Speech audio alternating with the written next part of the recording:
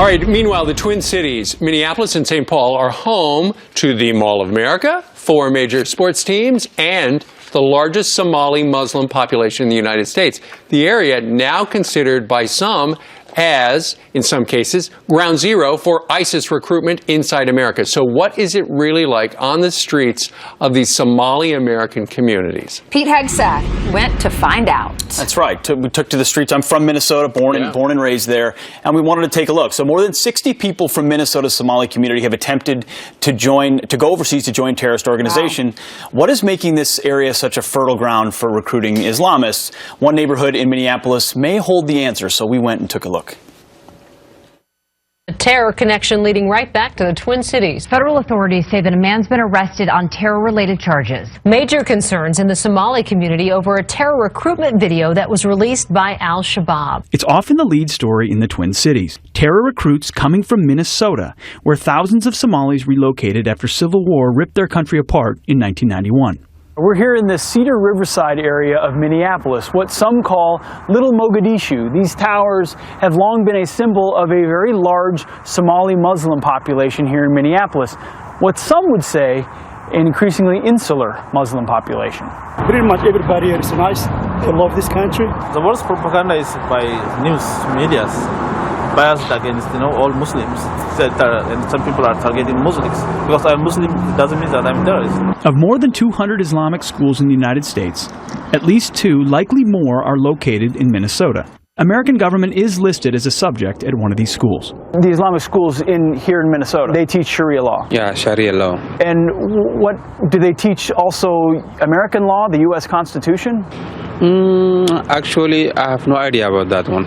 While many first-generation Somalis come to America looking for a better life, we had a hard time finding people in the Cedar Riverside neighborhood who spoke English. We're here with Fox News just doing a story about the Riverside area. No English? Any at all? No? Just wanted to see if I could ask you a couple quick questions. No English. Would you be willing to chat with us? No, speak English. No English? No English. You go there and you see someone who's been there for like 20 years and he or she doesn't speak a single word of English because they don't interact with people outside that circle. It creates an environment where the lone wolf is going to be easier to hide in. Omar Jamal is an outspoken community leader in Minneapolis. Is radicalization still going on right now? Are Somali youth still being recruited by ISIS as we speak? Yes. National security expert Ryan Mauro has investigated radical mosques across the country and says terror recruits, most of them second-generation immigrants, feel isolated from society. One of the critical factors in ISIS propaganda is saying that you belong in the caliphate and your life will be better under the caliphate. You'll get free health care, the social services will be wonderful, we'll all treat you as friends and family members, we'll hook you up with a husband or a wife.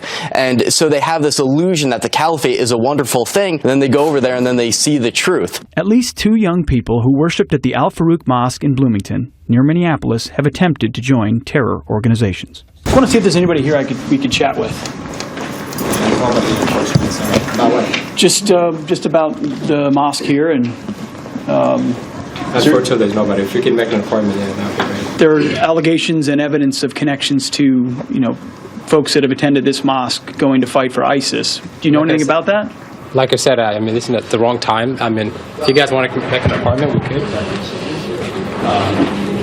We on the way. Can we maybe just step outside? After we were kicked out of the mosque, we called to make an appointment, but are still waiting for a response.